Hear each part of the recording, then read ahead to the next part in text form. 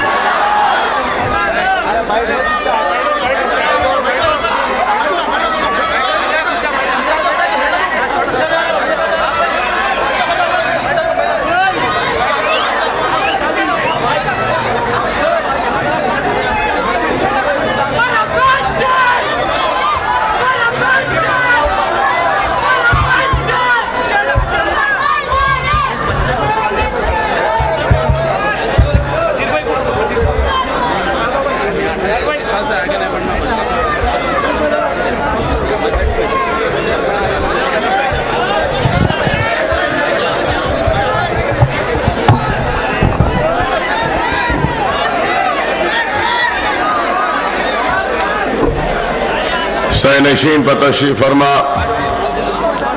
कायदीन मजलिस,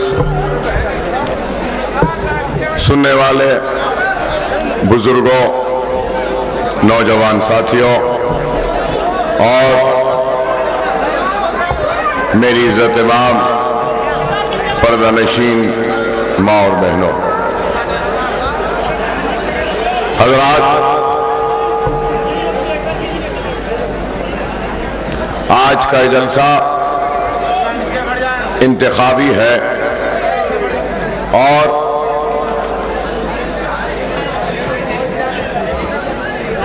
इंतखाबी मैदान में कई जमातें, कई उम्मीदवार हैं और वो यही कहते हैं कि हम अच्छे, हमारी पार्टी अच्छी, आप हमारे हक में अपने वोट का इस्तेमाल करें। एहलियाना ने हाफिज बाबा नगर आज इंतखाबात में कई जमातों में मजलिस इत्तेहाद अल मुस्लिमीन भी आपके दरमियान में है और मैं मजलिस इत्तेहाद अल मुस्लिमीन के उम्मीदवार की हैसियत से आपके दरमियान में खड़ा हूं और मजलिस इत्तेहाद अल मुस्लिमीन के एक जिम्मेदार की हैसियत से आपसे मुखातिब हूं। और यह लाजिम है कि आप सोचेंगे कि जब इतनी सियासी जमातें हैं तो फिर हम अपना वोट मजलिस इत्तेहाद अल मुस्लिमीन के हक में क्यों इस्तेमाल करें। यह सवाल हर इंसान के जहन में आएगा। तो मैं आपसे यह जरूर कहूंगा कि मजलिस इत्तेहाद अल मुस्लिमीन कोई तारुफ की मोहताज जमात नहीं और मजलिस इत्तेहाद अल मुस्लिमीन कोई पहली मर्तबा इंतखाबात में आपके दरमियान में नहीं है, बल्कि मजलिस इत्तेहाद अल मुस्लिमीन 56 बरस की अपनी एक तारीख रखती है और 56 बरस से मजलिस इत्तेहाद अल मुस्लिमीन आपके दरमियान में है, आपके मसाइल पर आवाज उठा रही है आपकी नाइंसाफी पर इख्तिदार से और हुकूमत से लड़ रही है, तो आपके हक के लिए जिद्दोजहद कर रही है, तो आपकी आवाज बनकर हर आपके खिलाफ आने वाली आवाजों से मुकाबला कर रही है।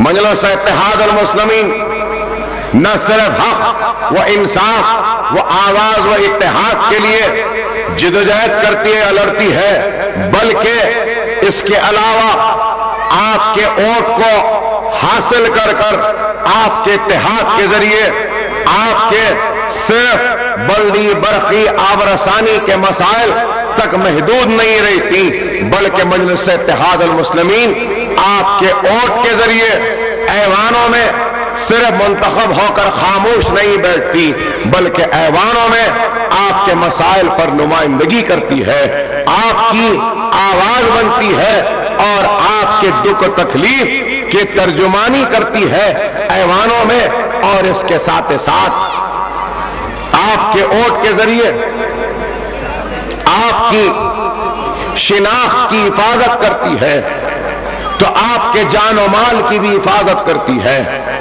आपके रोशन मुस्तकबिल की फिक्र करती है, तो आपके आने वाले नस्ल के लिए बेहतर से बेहतर जिंदगी और मौकों की फराहमी के लिए जिद्दोजहद भी करती है। और मजलिस इत्तेहाद अल मुस्लिमीन की अपनी एक तारीख है कि जब मजलिस इत्तेहाद अल मुस्लिमीन ने अपने जिद्दोजहद का आगाज किया तो मजलिस के पास अपना कोई सियासी दफ्तर भी नहीं था, बैठने को मुकाम भी नहीं था, मजलिस के जलसों में कोई सुनने वाला भी नहीं होता था, मजलिस के स्टेज पर बैठने वाले भी नहीं होते थे, और मजलिस के जलसों में लाइट देने वाले भी नहीं होते थे। और ऐसे इन हालात में मजलिस ने अपनी जिद्दोजहद का आगाज किया। यहां नौजवान है, इसलिए मजलिस की तारीख को बयान करना जरूरी समझता हूं। बुजुर्ग वाकिफ है, लेकिन ये नौजवान मजलिस की तारीख से वाकिफ नहीं। मजलिस इत्तेहाद अल मुस्लिमीन ने ऐसे वक्त में अपने जिद्दोजहद का आगाज किया जब हमारे तख्त ताज अजायब घर की जीनत बन चुके थे, जब हमारी लहलाती हुई खेतियां उजड़ चुकी थी, हमारी इस्मतें लुट रही थी, आबरू लुट रही थी, कुओं में पानी कम, हमारी तैरती हुई लाशें ज्यादा थी, और हमारे पास सिर्फ खौफ था, मायूसी थी, और अंधेरा व तारीकी थी। मेरी मुराद पुलिस एक्शन के उस भयानक दौर से है कि पुलिस एक्शन के नाम पर सरजमीन दखन के जमीन को हमारे खून से रंग दिया गया था, भिगो दिया गया था, और हर जगह हमारी लाशें थी, तो हर बस्तियां हमारी जल रही थी, लोग गांव को छोड़कर शहर का रुख कर रहे थे। ऐसे हालात थे।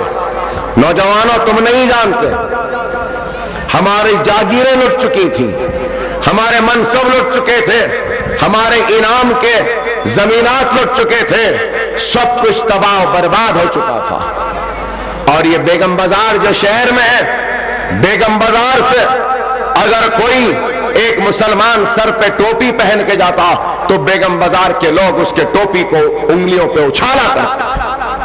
ऐसे हालात थे। उन हालात में जिद्दोजहद का आगाज किया, मजलिस को जिंदा किया, मजलिस का अहिया किया, तो मजलिस के अहिया करने की सजा फख्र मिल्लत अब्दुल वाहिद ओवैसी को 11.5 महीने जेल में, चंचलगुड़े की जेल में रखा गया।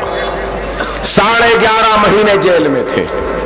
घर की लाइट काट दी गई, पानी काट दिया गया, खाते मुंजमद कर दिए गए।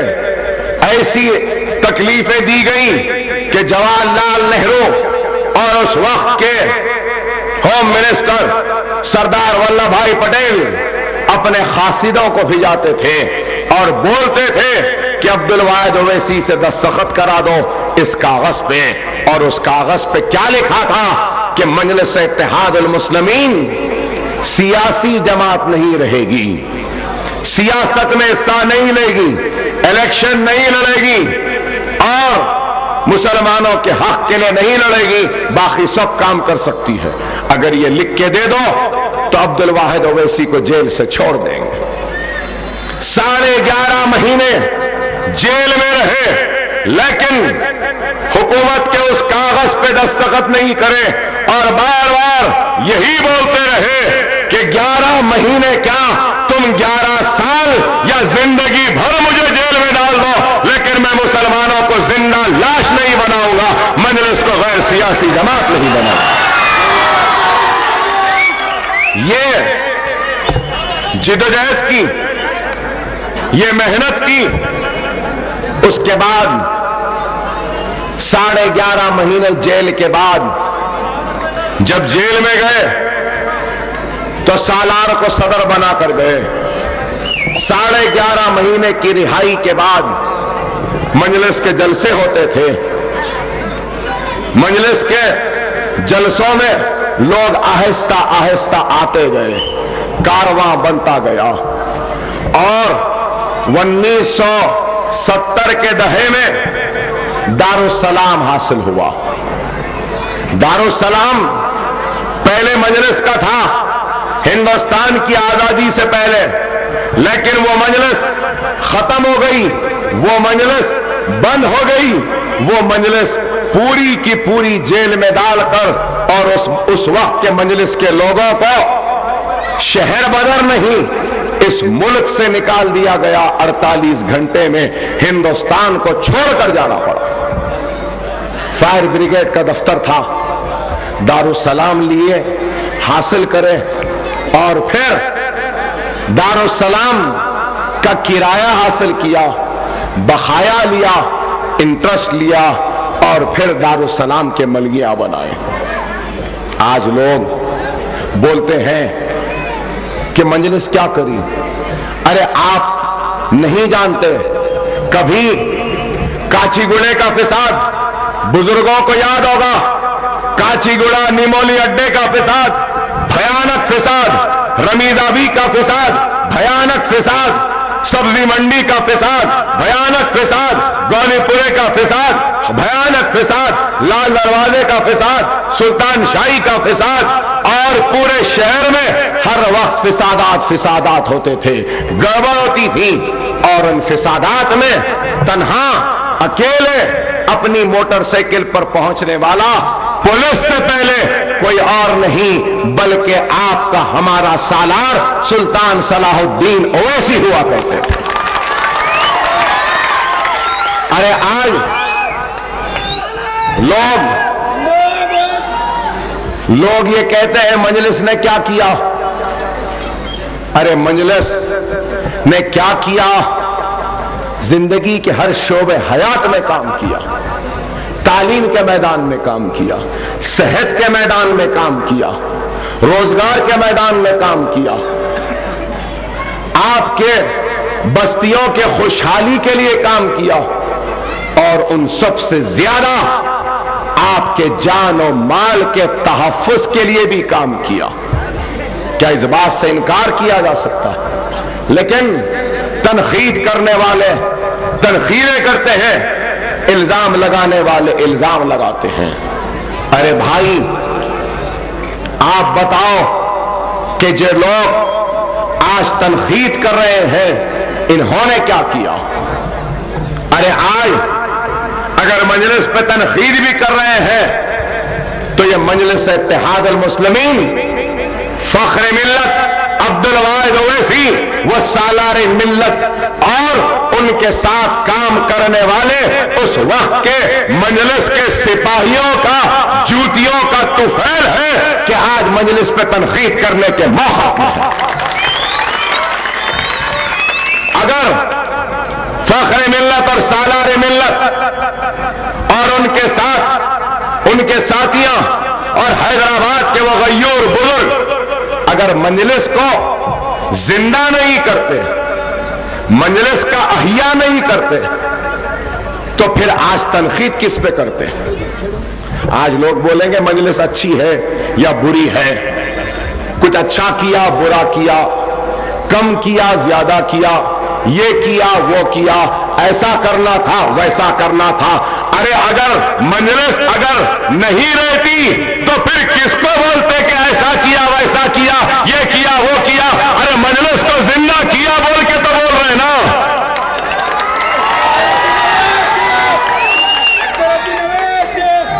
वैसी ही बात जैसी अगर किसी के घर में आम का दरख्त है तो आजकल आम का मौसम है, कैरियां लगे हैं। नौजवान जब हम भी थे तो देखते थे झाड़ पे कैरियां हैं, मुंह में पानी आता था, झट से पत्थर उठाते थे, एक लगा फेंकते थे, कैरी गिर गई तो खुशी खुशी लेके भागते थे, नहीं तो घर में से आवाज आती थी, कौन है रे मारा है, पकड़ो इसको बोलते। अरे मेरे भाई, मैं बताना यही चाहता हूं, अगर आज मजलिस पे लोग तनकीद कर रहे हैं तो इसलिए क्योंकि मजलिस पर फलावर दरख्त है, इसलिए पत्थर मार रहे हैं। पत्थर नहीं है तो कोई नहीं, अगर उस पर फल नहीं है तो कोई पत्थर नहीं मारेगा। कोई दीवाना ही होगा जिस दरख्त पे फल नहीं उस पर पत्थर मारे। तो हमने कभी भी तनकीदों की परवाह नहीं की, इल्जामों की परवाह नहीं की, अपने काम पर तवज्जो दिया और काम करते गए और हमारा काम हमको आगे बढ़ाता रहा और हम अपने काम के जरिए आवाम के दिल को जीतते गए। आज तालीम के मैदान में आप बताइए, medical college, engineering college, MBA college, MCA college, hospital management, physiotherapy, nursing college, कितने कॉलेजेस हैं। फिर सेहत के मैदान में ओवैसी हॉस्पिटल, असरा हॉस्पिटल, दारुस्सलाम को हासिल किया तो एक बीच में छोटे से हिस्से पे सियासी दफ्तर है और दारुस्सलाम के अतराफ में क्या है, तालीमी इदारे हैं, इंजीनियरिंग कॉलेज है, एमबीए कॉलेज है, एमसीए कॉलेज है, फार्मेसी कॉलेज है, फार्मा डी कॉलेज है, बैंक है, दफ्तर तो इतना है। आज दारुस्सलाम हमारे सियासी मरकज का दफ्तर नहीं है, बल्कि दारुस्सलाम तालीम का मरकज बन गया और तालीमी इदारों से भर गया। आप बताइए, असरा हॉस्पिटल आज से 5 बरस पहले 150 बिस्तर का था, आज 1200 बिस्तर का दवाखाना है असरा हॉस्पिटल। 10 रुपये में दुनिया में कोई दवाखाने में डॉक्टर देखता है? नहीं देखता मेरे भाई, लेकिन असरा में 10 रुपये के कार्ड में 1 महीने में 4 मरतबा आके दिखा सकते हैं। 500 रुपये में डायलिसिस दुनिया में कहीं होता है क्या बताओ? सीटी स्कैन पूरा 500 रुपये में, एमआरआई 3500 में, सीटी स्कैन 4500 से 5000 के अंदर, अपने एंजियोग्राम 4.5 से 5000 के अंदर, नॉर्मल डिलीवरी 800 रुपये में, सिजेरियन 2000 चिल्लर में, और असरा दवाखाने से दवा खरीदो और बाहर से खरीद के देख लो, बाहर अगर 1 रुपया, अगर 130 रुपये में अगर कोई दवा है या 100 रुपये में बाहर अगर दवा है तो असरा से खरीद लो, वही दवा 70 रुपये में मिलती है। अरे इतना सब कुछ, डायलिसिस का डायलिसर जो होता, पाइप होते हैं, बाहर खरीदो 2000 में है, अगर डिस्काउंट में लेते हैं तो 1600, 1500 में, 1200 में देते हैं। असरा में कितने में? सिर्फ 650 रुपये में। अरे आप बताइए, वेंटिलेटर इंसान को मसनवी तौर से उसके जिस्म के अज़ा को चलाते हैं वेंटिलेटर डालकर। जो मैं भी वेंटिलेटर पे था 5 दिन तक।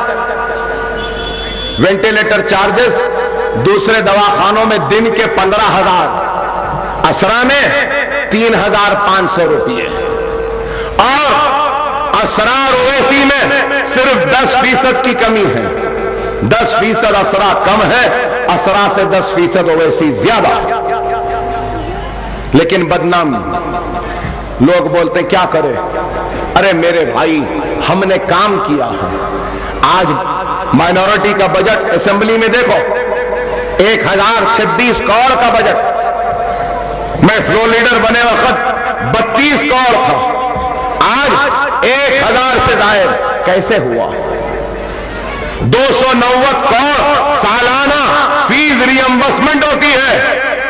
आंध्रा में doctor, engineer, law, architect, pharmacy, MBA, MCA, nursing, physiotherapy या दूसरे कोर्सेस करने वाले गरीब की फीस हुकूमत अदा करती है। किसका कारनामा है? मजलिस का कारनामा।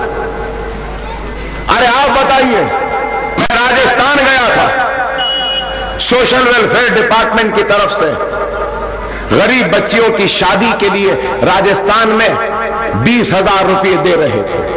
मैं आकर यहां असेंबली में बोला और बजट में उसको डलवाया कि गरीब बच्चियों की शादी के लिए हुकूमत की तरफ से कुछ इमदाद देनी चाहिए। तो इन्होंने कहा कि नहीं, एक एक को नहीं देंगे, इज्तिमाई शादियों में देंगे। 6 करोड़ रुपया इज्तिमाई शादियों के लिए। अरे इसके अलावा भी मक्का मस्जिद के धमाकों में बेकसूर गिरफ्तार मुसलमान बच्चों की आवाज किसने उठाई असेंबली में? कैसा हम बोले? हर एक चीज सामने रखी असेंबली में। तो उस वक्त के चीफ मिनिस्टर ने मुसलमानों से माफी मांगी, उन बच्चों से माफी मांगी, कैरेक्टर सर्टिफिकेट दिया और बच्चों को कारोबार पे लगने के लिए इमदाद की थी। बताइए, क्या यह काम कहीं और होता है? 4% रिजर्वेशन तालीम में, रोजगार में। क्या महाराष्ट्र में है मुसलमानों को रिजर्वेशन? क्या कर्नाटक में? क्या आसाम में है? क्या राजस्थान में है? कहीं पर नहीं, लेकिन यहां है। तो क्यों है? इस वजह से कि आपका इत्तेहाद है, जमात है, हम हैं, इसलिए है। अरे आप और करो मेरे भाई। अकबर ओवैसी तो आप हर वक्त अकबर ओवैसी की फर तकरीर सुनते हैं, लेकिन आज जरा तेज नहीं कर रहा हूं, जरा अलग तकरीर कर रहा हूं, बताने के लिए कि हमने क्या काम किया। अरे आज इल्जाम लगाने वाले इल्जाम लगाते, उन्होंने क्या किया मैं पूछना चाहता हूं। कुछ नहीं किया। ये बाबा नगर बसा दिए, जेब भर लिए और चले गए। और उसके बाद से मैं एमएलए बनने से पहले से बाबा नगर के घरों को बचाने का मुकदमा लड़ रहा हूं, तो आज तक भी लड़ रहा हूं यहां के घरों को बचाने का मुकदमा।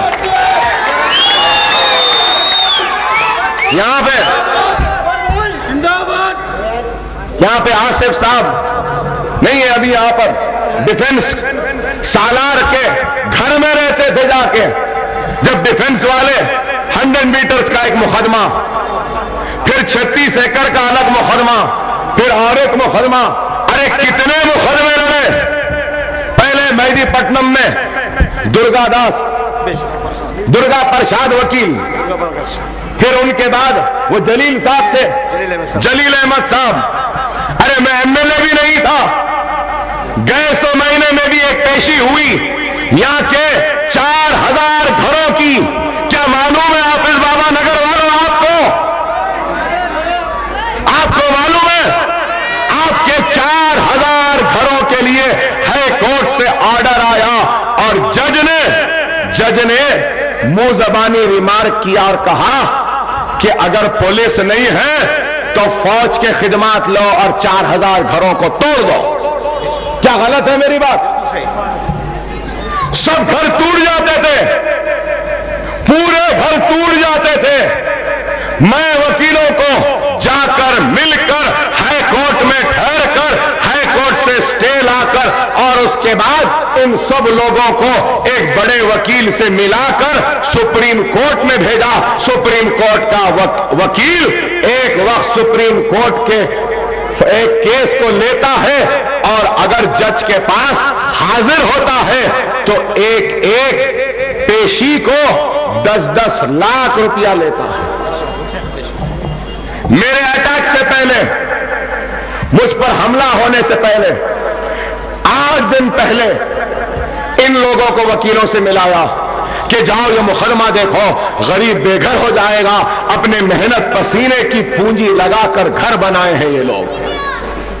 और अल्लाह जानता है, जैसे ही उतने हमले में जख्मी था, होश आया, जब बाबा नगर वाले मिलने आए तो सबसे पहले मैंने इनसे पूछा कि सुप्रीम कोर्ट में मुकदमा था, क्या हुआ? कहीं ऐसा तो नहीं कि आप लोगों मेरे हमले, मेरी बीमारी में उस मसले पर से तवज्जो हटा दिए? ऐसा नहीं करना, नहीं तो गरीब परेशान हो जाएंगे।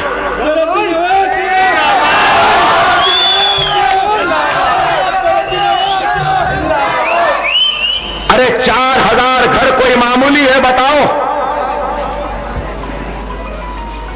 अरे आज मैं पूछना चाहता हूं, अपने बाग को तो महफूज रख लिए और ये गरीबों के घरों को खतरे में डाल दिए। ये क़यादत, ये है खिदमत। अरे जब ये बस्ती को बसाए तो बच्चों को खेलने के लिए ग्राउंड तक नहीं छोड़े। सही कह रहा हूं गलत? क्या आप लोग खेलने कूदने को ग्राउंड है? अरे जमीनात प्लाट बना के 80-80, 100-100 गज के बेच दिए। एक स्कूल के वास्ते भी प्लाट नहीं रखे। क्या रखे थे? क्या एक छोटे से दवाखाने को छोड़े यहां पे बनाने को एक प्लाट? पूरी जमीन बेच दिए।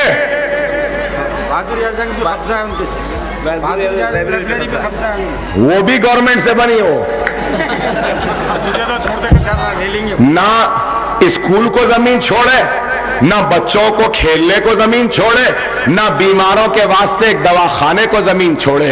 जमीन छोड़े तो अपनी औलाद के लिए और अपने खुद के टहलने के वास्ते, बाग और चमन के वास्ते जरूर जमीन छोड़े।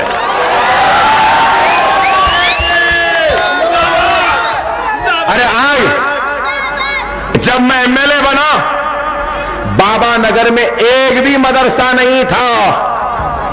क्या मैं गलत कह रहा हूं? और आज मुझसे पहले मुमताज ने पूरी तफसील आपके सामने बयान की कि आज तबेरा डूंगरपुर का स्कूल कितना बड़ा, आज बाबा नगर के गरीबों के इलाज के लिए दवाखाना यहां पर है, खवातीन के तालीम के लिए लेडीज सेंटर यहां मौजूद है, रोजगार पे लगाने के मौके फराम करने के कोर्सेज यहां मौजूद हैं। और फिर उसके अलावा अकबरुद्दीन ओवैसी अपने पैसों से हाफिज बाबा नगर में 7 मंजिला पूरे बाबा नगर की सबसे बुलंद इमारत बना रहा है गरीब बच्चों के तालीम के लिए।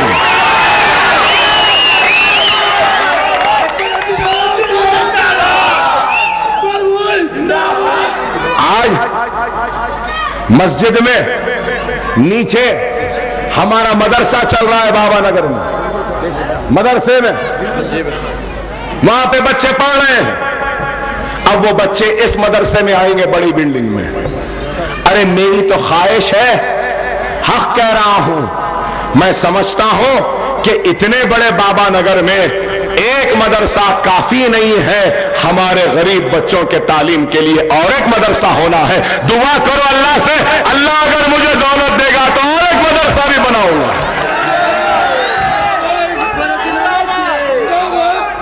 उस मदरसे में बच्चों को फ्री तालीम, फ्री ड्रेस, फ्री किताब, उसके अलावा खवातीन के लिए प्रोग्राम, बच्चियों के लिए प्रोग्राम, मेहंदी डिजाइनिंग, कार चौक, कपड़े सीने का, पर्दे सीने का, सोफे सीने का, लड़कों के लिए plumbing, electrical, air conditioning, telephone mobile repair, और औरतों को घरों में बैठकर कारोबार करने के लिए अगरबत्तियां बनाना सिखाएंगे, पापड़ बनाना सिखाएंगे, डिटर्जेंट पाउडर बनाना सिखाएंगे, साबुन बनाना सिखाएंगे, क्योंकि मेरी बहन, मेरी बच्ची, मेरी मां बेपर्दा होकर घरों से ना निकले, घरों में बैठकर यह काम करे।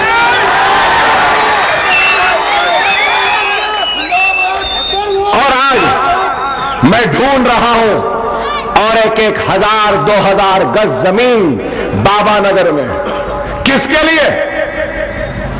बाबा नगर की मेरी बहनें, मेरी बच्चियां जो अच्छी तालीम हासिल करने की ख्वाहिश रखते हैं, तड़प रखते हैं, उनके घर वाले उनको दूर पढ़ना भेजना नहीं चाहते, इजाजत नहीं देते, उन बच्चियों के लिए जूनियर कॉलेज, वो डिग्री कॉलेज बनाना मेरा ख्वाब है, इंशाअल्लाह बनाऊंगा वो भी।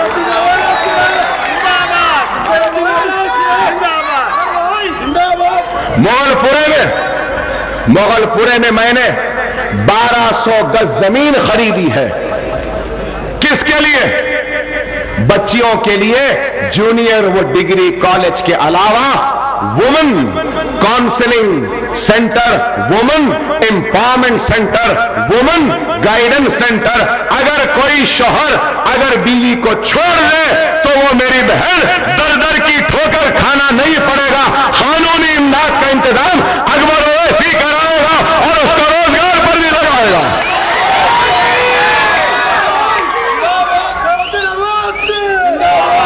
5-10 साल तक अकबर ओवैसी की फिक्र, अकबर ओवैसी की नजर, अकबर ओवैसी का ख्वाब, अकबर ओवैसी का हर काम चंद्रायन गुट्टे की खवातीन के लिए ज्यादा होगा। अरे आज लोग बड़ी आसानी से कह देते हैं किसी भी लड़की को ये खराब है, ये बदचलन है, ये ऐसी है वैसी है। अरे पेट की प्यास, पेट की तड़प और पेट की भूख गलत रास्तों पर ले जाती है। अगर घर की मजबूरियां ना हो तो मेरी कोई बहन गलत रास्ते पर नहीं जाएगी। अरे लोगों को बोलना आसान है। आज अखबार में आया कि ओमान से आदमी आया और 2-2 बच्चियों से शादी किया, 14 साल 16 साल। अरे वो पढ़कर मेरी आंखें नम हो गई, रो रहा था मैं, और उस बच्ची में मुझे अपनी बच्ची नजर आ रही थी, अपनी बेटी नजर आ रही थी।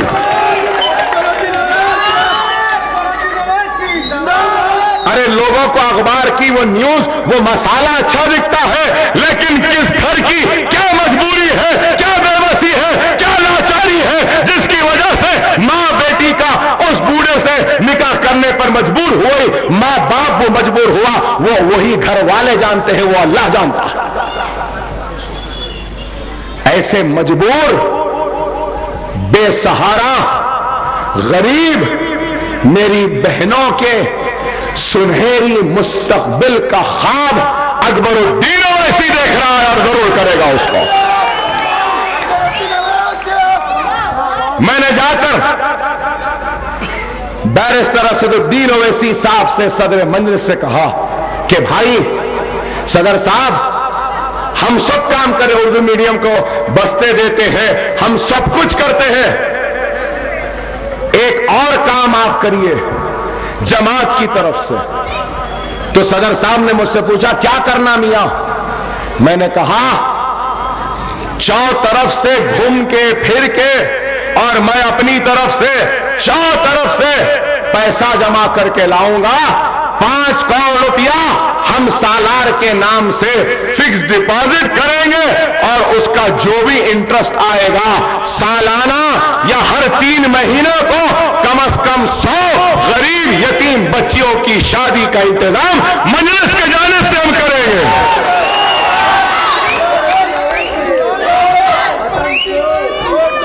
आज इंशाअल्लाह इस इंतखाबात के बाद अकबरुद्दीन ओवैसी तो 15 बरस में हजारों बच्चियों की शादियां करवाया। मैं जानता हूं, मेरा अल्लाह जानता है, मेरे रसूल अल्लाह जानते हैं। वो गरीब का नाम मेरे सीने में है। मैं मर जाऊंगा, खबर में चला जाऊंगा, लेकिन जिस घर की बच्ची की शादी में मैंने ताउन किया, मदद की है, उसका नाम अपनी जबान पर नहीं लाऊंगा, क्योंकि मैं उस गरीब की उस इज्जत को बाजारों में अपने सियासत या अपने सियासी दुकान को चमकाने के लिए लाकर उसकी इज्जत को नीलाम नहीं कर सकता।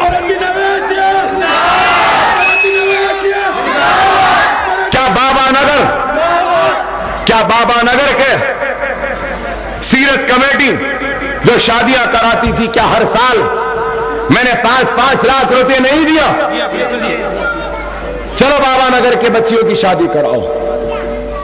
क्या बाबा नगर की कई मसाजिदों को रमजान में अपनी तरफ से ताउन नहीं किया? अरे लोग एमएलए बनते हैं अपने हल्के की आवाम को लूटने के लिए, लेकिन अकबरुद्दीन ओवैसी इस चंद्रायन गुट्टे की आवाम और इनके मोहब्बत के सामने लूटने के लिए एमएलए बना है।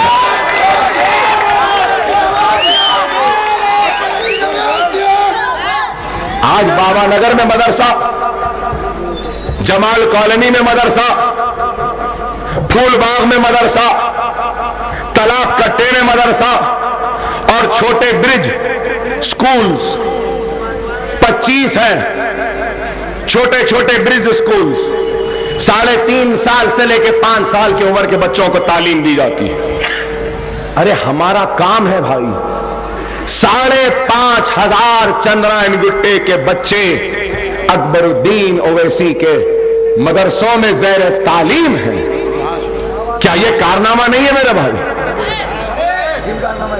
अरे मैंने एक ऐसे कोर्स को डिजाइन किया है कि मेरे मदरसे में जो बच्चा दाखिला ले लेगा, 10th पास होगा तो कुरान खत्म करेगा, तर्जुमे से कुरान भी खत्म करेगा, बुखारी शरीफ की हदीस भी खत्म करेगा, बिहार शरीफ की हदीस भी खत्म करेगा, छोटे मोटे जिंदगी के रोजमर्रा के मसाइल से वक्फियत होगी, दुआएं भी होगी और तारीख इस्लाम को भी खत्म करके 10th का सर्टिफिकेट लेकर मेरे मदरसे से बच्चा निकलेगा।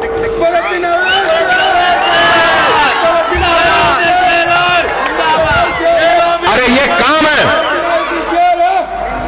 काम है जो हम कर रहे हैं, लेकिन मैं पूछना चाहता हूं हमारे मुखालिफीन ने क्या काम किया? मेरे भाई, सुनने वालों को तकरीर अच्छी दिखती है, लेकिन तकरीर आसान नहीं होती। अरे ये पेट दर्द होता है, अरे जख्मी होने से पहले की बात अलग थी।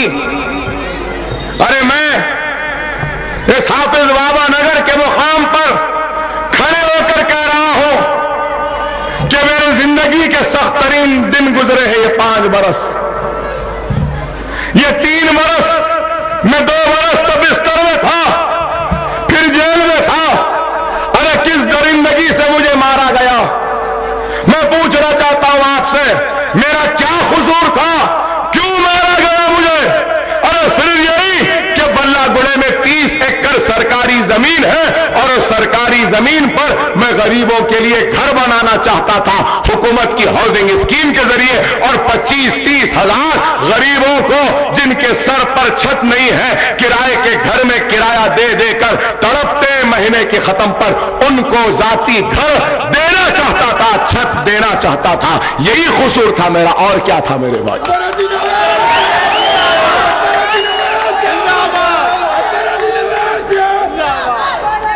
क्या मैं अपनी जात के लिए लड़ा?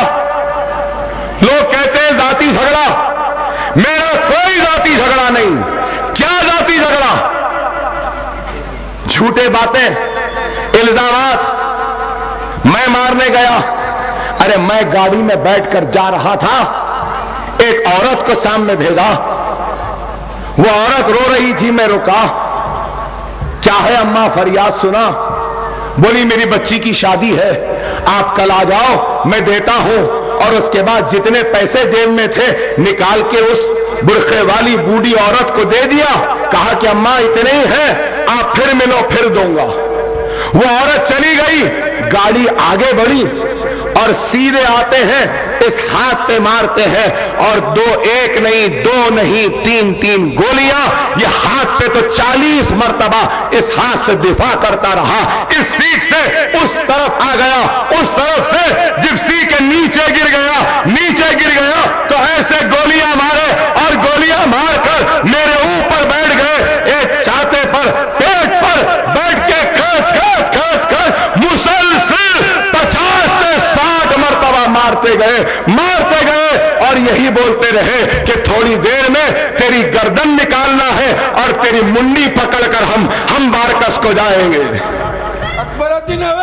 अरे बताओ, अरे मारते गए, ये पूरा पेट फट गया। गोलियां थी, क्रिकेट बैट से मारते गए, पेट में मारते गए, पैरों पे मारते गए, सर पे मारते गए और क्रिकेट बैट का हैंडल पलटाकर मेरे पेट में जिस तरीके से स्क्रू से टाइट किया जाता है वैसा पेट में डाल के फिराते गए। अल्लाह अल्लाह या रसूल अल्लाह कहता रहा। अरे ये जालिमों ने इतना जुल्म किया और इन जालिमों का किस पार्टी से ताल्लुक है? मजलिस बचाओ तहरीक से। इनका ताल्लुक उस जमात से है। आप बताओ, मुझ पर हमला करने के बाद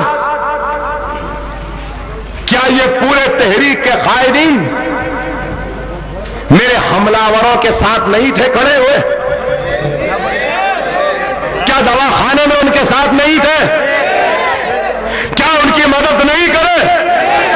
क्या आज उनका मुकदमा यहां के उम्मीदवार का भाई नहीं लड़ रहा है? तो मेरा आपसे सवाल है, क्या मैं आपका बेटा नहीं? नौजवानों, क्या मैं तुम्हारा भाई नहीं? मेरी मां से पूछना चाहता हूं, क्या मैं आपका बेटा नहीं? अरे आपके बेटे का खून बाजार में गिराया, दरिंदों की तरह मारा, पीटा और मेरे जिस्म को छन्नी कर दिया। आप क्या इन लोगों को वोट देंगे? मेरे कातिलों को वोट देंगे? मेरे औलाद को यतीम करने वालों को वोट देंगे? मेरी मां के कोख को उजाड़ने वालों को वोट देंगे? अरे अगर इन दरिंदों को इख्तियार नहीं है तो ये जुल्म है, ये ज्यादती है इनकी। खुदा ना खास्ता इख्तियार मिल जाए, नहीं मालूम क्या क्या करेंगे ये लोग। अरे आज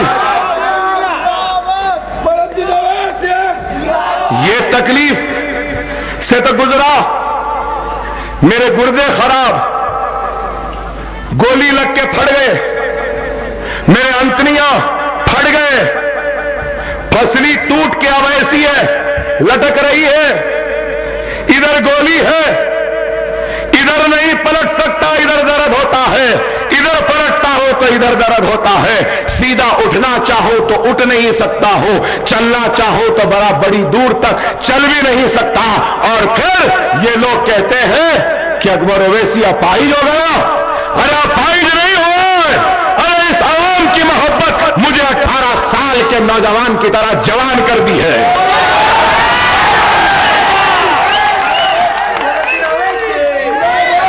कहते हैं कि यह हाथ माजूर हो गया, अरे इस हाथ को छोड़ दो, आज इस हाथ में ऐसी ताकत है कि तुम्हारे गिरेबान को पकड़कर तुमको चित कर सकता हूं, इस हाथ से पीता है।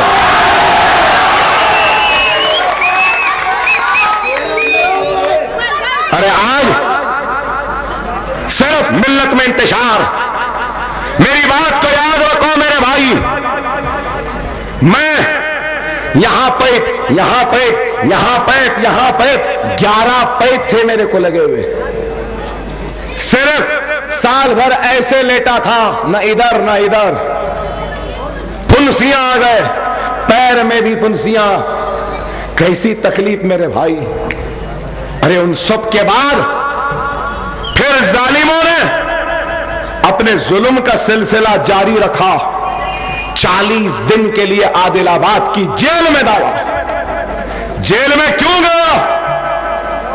अपने लिए गया, अपनी जात के लिए गया। अरे इतनी तकलीफ में गया, जेल में पानी नहीं दिए पीने, खाना नहीं दिए, सर्दी में ओढ़ने को चद्दर सिर्फ एक ही दिए, बोले कि या तो बिछा लो या तो ओढ़ लो।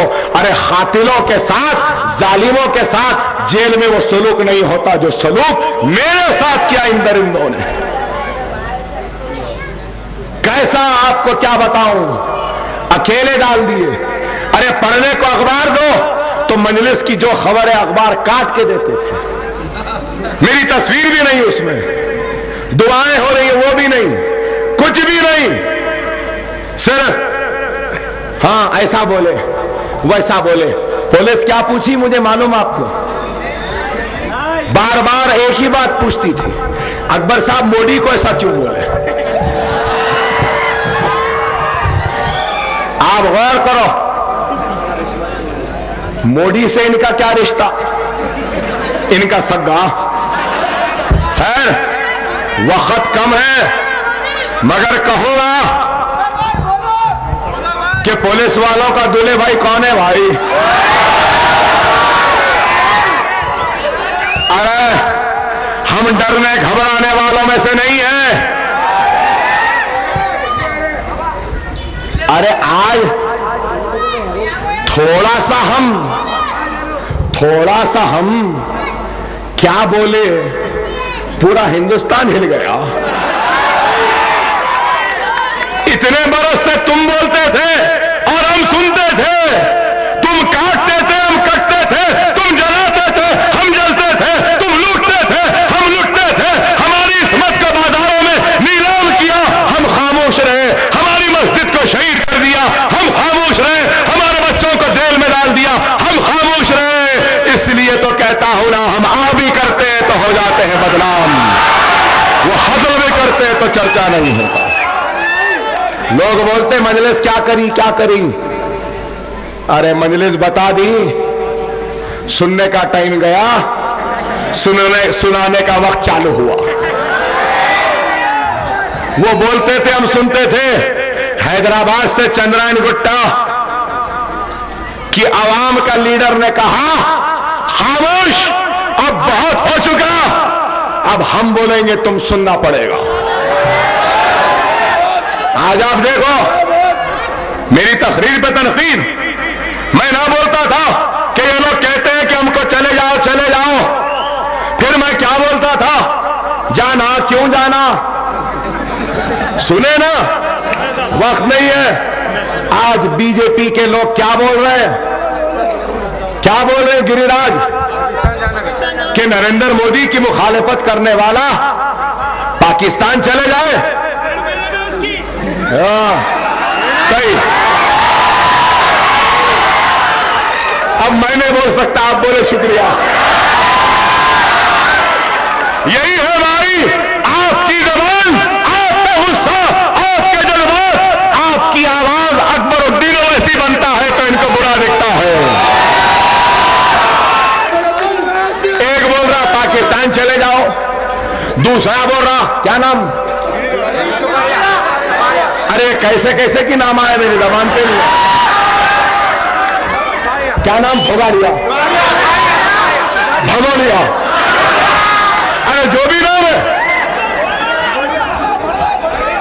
जो भी है, क्या कह रहा है, कह रहा है कि मुसलमानों को हिंदुओं की बस्तियों में घर न दें। क्या है मेरे भाई, सुब्रमण्यम स्वामी कह रहा है कि वोट देने के हक से महरूम कर दो, इख्तियार पे नहीं आए तो ये रविश है। अमित शाह कहता है कि इंतखाम, अरे क्या बयान है, हम कुछ बोले तो हमको 40 दिन की जेल। अब मेरे को भी देखना है कितने दिल की जेल डालते, ये क्या क्या नामा है वालों को। आज तक नहीं पकड़े। अरे मेरे भाई, याद रखो, आज ये मुल्क इंतहाई नाजुक वक्त से गुजर रहा है और आज सबसे बड़ा खतरा इस मुल्क को अगर है तो वो बीजेपी, संघ परिवार, आरएसएस, बजरंग दल, विश्व हिंदू परिषद से है। इस मुल्क के सेक्युलरिज्म को है, इस मुल्क के पिछड़े हुए तबकात को है और इस मुल्क के मुसलमानों पर है। आज आपको बेदार होना पड़ेगा। अकबर ओवैसी क्या करा बोलते, बाबा नगर से निकलो, बंबई जाओ, दिल्ली जाओ, लंदन जाओ, अमेरिका जाओ, अगर कोई पूछे, सिर्फ आप जब बोलेंगे कि मैं हैदराबाद से हूं तो पलट के क्या बोलते मालूम? वही हैदराबाद, वो अकबर ओवैसी। सही है गलत है बताओ मेरे भाई। आज हिंदुस्तान में अगर किसी आवाज से इनकी, नहीं बोलूंगा, अगर इनकी, अगर आज इनको डर है, खौफ है, नींद में से हड़बड़ा के उड़ जाते ना, तो वो नाम अकबर ओवैसी है। अगर नहीं है तो जाने दो ना बंबई, जाने दो ना गुजरात, जाने दो ना यूपी। नहीं मत जाओ, अकबर साहब इजाजत नहीं है। कब तक रोकेंगे देखेंगे, तुम्हारे रोकने में दम है या मेरे जाने में दम है, वो भी देखेंगे।